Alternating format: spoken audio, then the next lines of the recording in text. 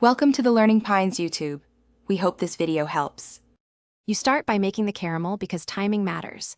Heat 1 cup sugar over medium without stirring until it becomes amber and smells nutty, then pull it off immediately. Once done, pour the caramel into your flan mold and tilt it so the base and sides are coated before the caramel hardens. Meanwhile, you should have 4 eggs, 2 cups whole milk, 1 cup sugar, and 1 teaspoon vanilla at room temperature to ensure a smooth custard without bubbles.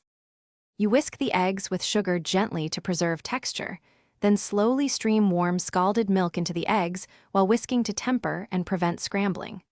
Once combined, strain the custard through a fine sieve into the caramel-lined mold to remove foam and bits. This step gives a silky finish. Next, place the mold into a deep baking pan and add hot water to reach halfway up the mold. Then bake at 325 degrees F. You must cool the flan fully. Let it reach room temperature, then refrigerate for at least 4 hours or overnight so the custard firms and the caramel loosens. When ready, run a thin knife gently around the mold edge, place a serving plate on top, and invert confidently. The caramel should stream over the custard. If things go wrong, troubleshoot quickly. Overbaking causes cracks and a firmer texture. Slice and serve like custard. If grainy, briefly blend the warm mixture. Next time, then strain well before chilling.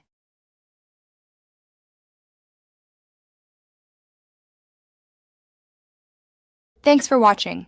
Consider subscribing if we helped you.